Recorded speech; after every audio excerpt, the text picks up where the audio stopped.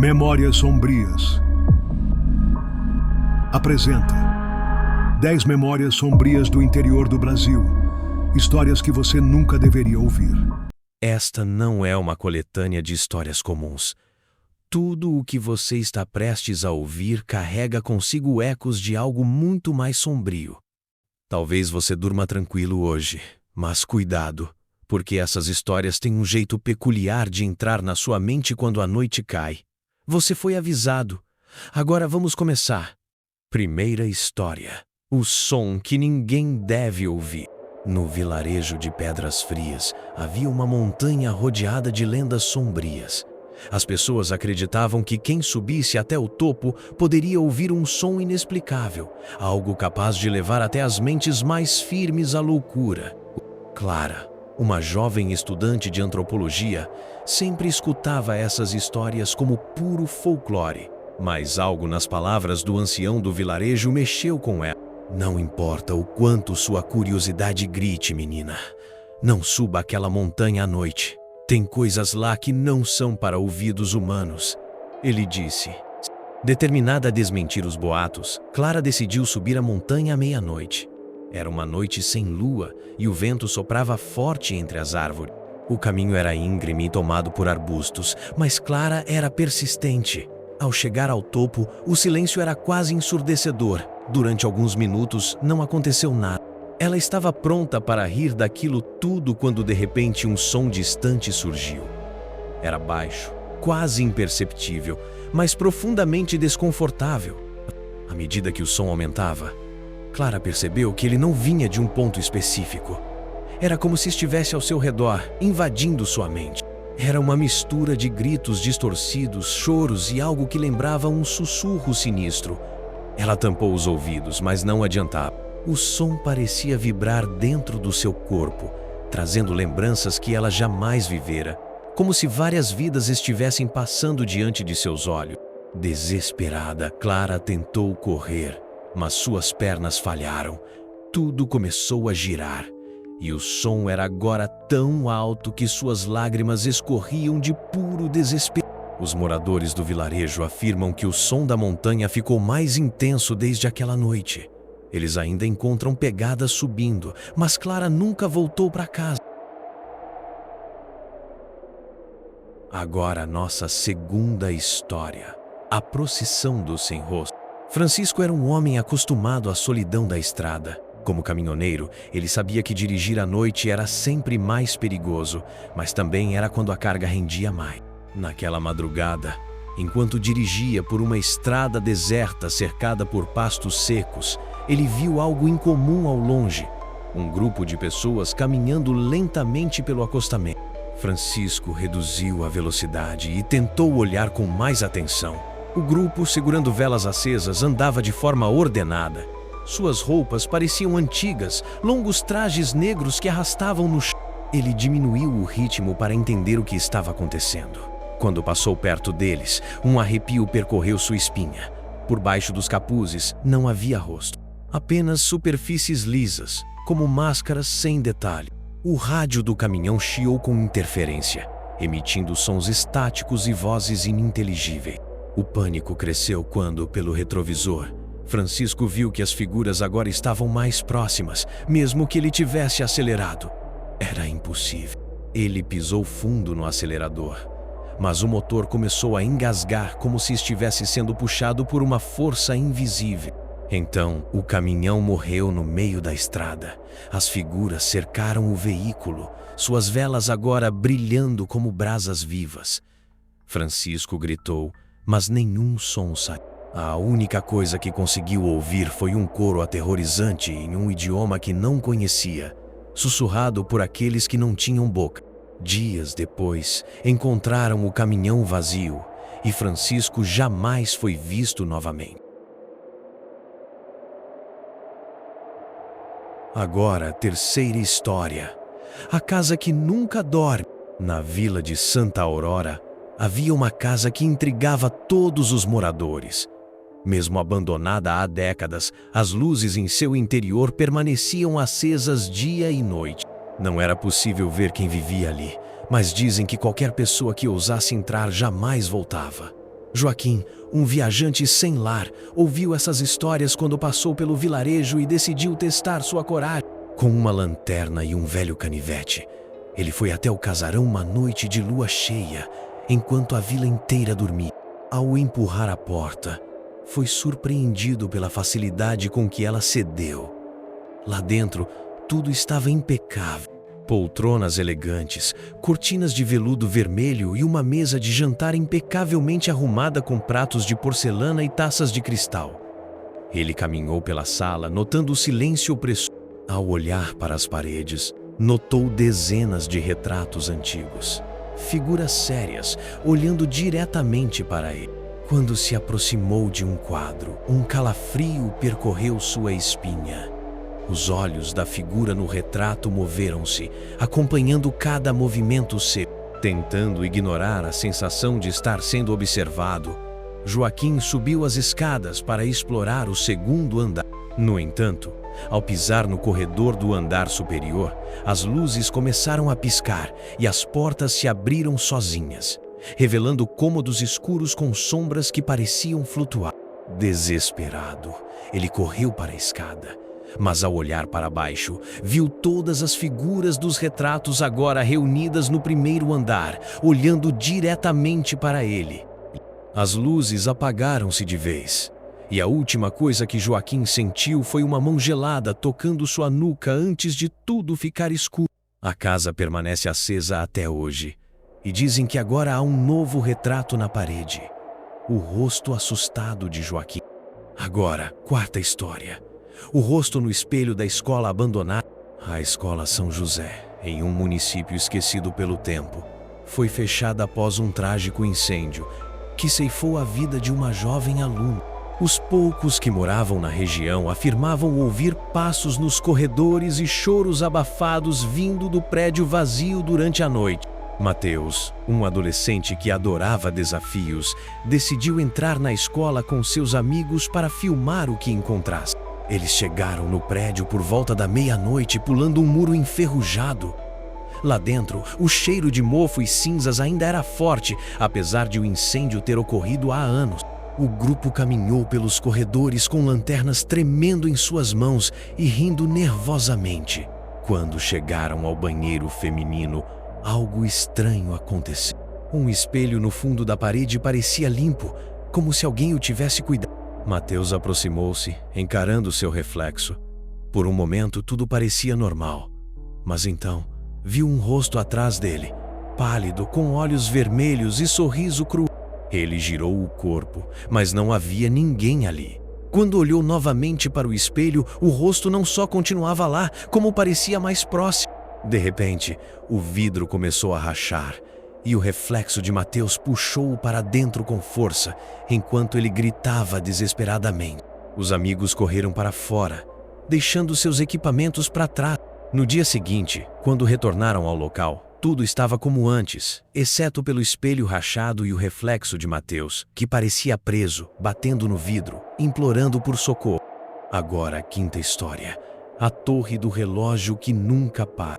No coração do vilarejo de São Cristóvão, a velha torre do relógio chamava a atenção de todos. Mesmo com seu mecanismo quebrado há décadas, os ponteiros nunca deixaram de girar, mas de forma errática, como se tivessem vontade própria. Os moradores acreditavam que quem subisse aquela torre durante a meia-noite desapareceria para sempre. Mas Raul, um jovem forasteiro, achava isso pura superstição. Ele decidiu explorar o local numa noite silenciosa. As portas enferrujadas e pesadas rangeram alto ao serem abertas. Dentro da torre havia marcas nas paredes, como se alguém tivesse cravado unhas na pedra. Raul subiu os degraus com cautela, ouvindo o som dos ponteiros que pareciam mais altos a cada passo. Quando chegou ao topo, encontrou um cômodo escuro e sujo. No centro, havia uma mesa coberta de papéis e fotos antigas. Ele acendeu sua lanterna e viu que as fotos mostravam várias pessoas, todas olhando para ele com expressões aterrorizadas. Era como se as imagens tivessem capturado seus últimos momentos. Antes que pudesse reagir, o relógio começou a tocar as badaladas da meia-noite, mesmo sem ninguém operando o mecanismo. O som era ensurdecedor. De repente, Raul sentiu o ar ficar pesado e uma força invisível o puxou para o centro do cômodo. Ele tentou gritar, mas o som foi engolido pelo barulho dos ponteiros girando descontroladamente. Quando os moradores subiram a torre dias depois, encontraram apenas uma nova foto na mesa. O rosto de Raul, congelado em um grito mudo de horror. Agora, sexta história. O sombrio guardião do cemitério. No interior da cidade de Campos Negros, havia um cemitério isolado onde ninguém se atrevia a entrar após o anoitecer. Os habitantes contavam sobre um guardião sombrio que vigiava as sepulturas, punindo quem perturbasse os mortos. Carlos, um coveiro que trabalhava no local havia anos, jurava que essas histórias eram apenas invenções para assustar turistas. Porém, numa noite fria e silenciosa, algo aconteceu que ele jamais esqueceria. Enquanto cavava uma nova cova para um enterro que aconteceria pela manhã, Carlos ouviu passos atrás dele. Pensando ser um jovem curioso ou bêbado, virou-se rapidamente, mas não viu ninguém. O vento ficou mais forte e as árvores começaram a balançar, emitindo sons assustadores. Tentando ignorar sua ansiedade, ele voltou ao trabalho, mas então ouviu uma risada baixa, quase um sussurro. Carlos acendeu sua lanterna e percorreu os túmulos próximos. Ao apontar lá para o mausoléu mais antigo do cemitério, ele viu uma figura alta, encapuzada, com olhos brilhando num vermelho intenso. "Quem está aí?" gritou ele, tentando parecer confiante. A figura não respondeu. Apenas levantou um braço fino e esquelético, apontando diretamente para ele. O coveiro correu para a saída, mas parecia que o portão estava mais longe a cada passo.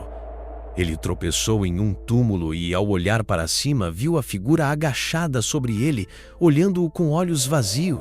"Você desrespeitou o silêncio dos mortos", disse uma voz gutural e fria. Carlos desmaiou e foi encontrado apenas na manhã seguinte, enrolado em correntes de ferro enferrujadas e incapaz de falar sobre o que aconteceu. Ele largou o emprego naquele mesmo dia, mas o cemitério, dizem, permanece ainda mais agorento desde então. E agora a sétima história. O espírito da Casa do Lago. Próximo à margem de um lago silencioso, uma velha cabana permanecia vazia há muitos anos. Contavam que uma mulher chamada Helena, após perder o marido em um acidente no lago, tirou sua própria vida na cabana e desde então sua alma assombrava o local, esperando por sua próxima vítima. Jorge e Ana, um casal aventureiro, decidiram alugar a cabana por uma semana, ignorando todos os avisos. Na primeira noite, o ambiente parecia tranquilo. O lago refletia o brilho das estrelas e tudo parecia perfeito. Porém, durante a madrugada, Ana acordou com o som de alguém chorando do lado de fora. Ao olhar pela janela, viu uma mulher de cabelos longos e roupas brancas, com os pés flutuando alguns centímetros acima do chão. Ana tentou acordar Jorge, mas ele parecia mergulhado em um sono profundo, inalcançável. A mulher começou a se aproximar da janela e Ana correu para a porta do quarto, trancando. De repente, os sons cessaram e o silêncio era quase ensurdecedor. Quando Ana se virou, a mulher estava parada do outro lado da cama, olhando diretamente para ela. Presa em puro pânico, Ana desmaiou. Pela manhã, quando acordou, encontrou Jorge agachado perto do lago, com os olhos vidrados e murmurando palavras incoerentes. O casal deixou a cabana imediatamente, mas dizem que a figura da mulher foi vista muitas vezes depois, andando pelas margens do lago em noites de neblina. Agora, oitava história. O trem fantasma. No interior de Santa Esperança, havia uma antiga linha férrea que não era usada havia décadas. Mesmo assim, muitos moradores juravam ouvir o som de um trem passando pelas noites escuras, sempre às 3 da manhã. Tiago, um fotógrafo, decidiu investigar os relatos e capturar imagens da lendária locomotiva fantasma para um projeto pessoal. Ele montou seu equipamento ao longo da trilha abandonada e esperou pacientemente até que o relógio marcasse 3 horas.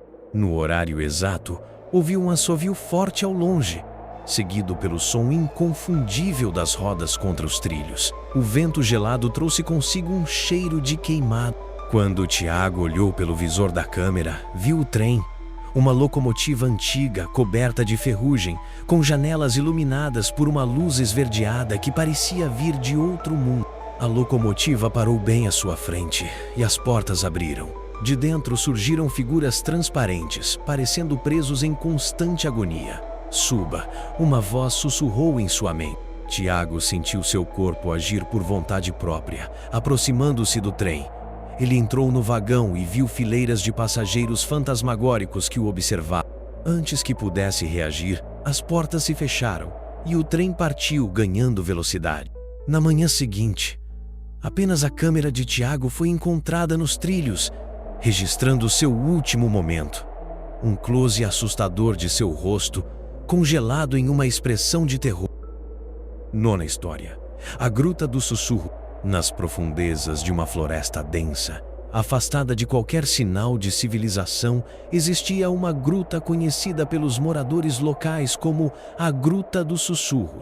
Diziam que aqueles que ousavam adentrar o local não conseguiam sair do mesmo jeito, como se algo lá dentro mudasse sua essência ou roubasse sua sanidade. Rita, uma bióloga determinada a estudar a biodiversidade da região, ignorou as histórias e partiu para uma expedição. Após caminhar horas pela floresta, encontrou a entrada da gruta, uma fenda estreita na rocha, envolta por árvores retorcidas e musgo úmido. O interior era escuro, frio e o som de goteiras ecoava incessantemente. À medida que avançava, percebeu que o silêncio não era absoluto. Sussurros fracos e inconstantes vinham das profundezas, mas as palavras eram incompreensíveis, como se algo estivesse tentando se comunicar. Rita seguiu em frente, e sua lanterna iluminou uma vasta câmara, onde várias figuras esculpidas nas paredes pareciam estar gritando. Ela fotografou o local, mas sentiu um arrepio quando uma das esculturas pareceu mover os lábios. Então os sussurros se intensificaram, ecoando por toda a caverna, agora claros. Saia antes que seja tarde. Ignorando o aviso, continuou a explorar, até que sentiu o chão ceder. Caiu em um túnel ainda mais escuro, onde dezenas de mãos pareciam agarrar, lá, mesmo que não houvesse ninguém. Quando tentou escapar, ouviu uma voz gutural, grave, dizendo: "Você faz parte de nós agora." No dia seguinte, seus colegas encontraram apenas sua mochila na entrada da gruta. Ela nunca foi vista novamente, mas aqueles que visitam o local afirmam ouvir seus gritos pedindo socorro no interior da caverna. E agora a 10ª história: a marionete que caminhava. Na pequena cidade de Santo Antônio do Norte, havia um velho bonequeiro chamado Abelardo, que fabricava marionetes artesanais para as crianças do vilarejo. Após sua morte misteriosa, sua loja foi lacrada, e os bonecos abandonados no interior se tornaram lendas locais. Crianças que brincavam próximas ao local juravam ouvir o som de madeira rangendo e passos leves durante a noite.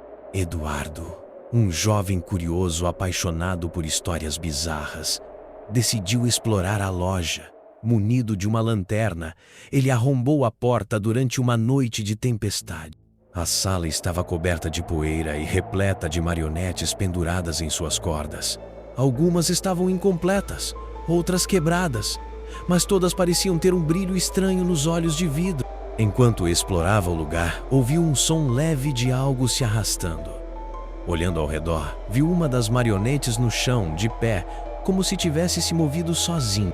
Ele riu nervosamente, tentando convencer a si mesmo de que era apenas sua imaginação. Porém, quando se virou, o boneco estava atrás dele, com a cabeça inclinada para o lado e uma expressão cruel no rosto de madeira. Outras marionetes começaram a cair de seus lugares e a caminhar em sua direção, movidas por cordas invisíveis. Eduardo tentou correr, mas sentiu cordas envolverem suas pernas e braços. O último som que ouviu foi uma voz infantil cantando uma antiga melodia de niná.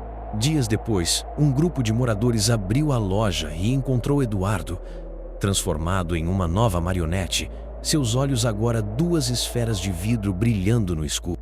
Desde então, ninguém ousa passar perto do local, temendo que as marionetes continuem procurando por sua próxima vítima.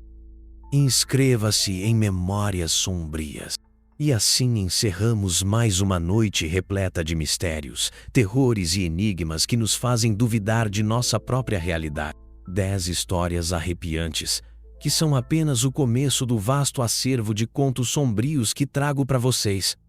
Mas cuidado, cada uma dessas narrativas pode estar mais próxima da verdade do que vocês gostariam de acreditar.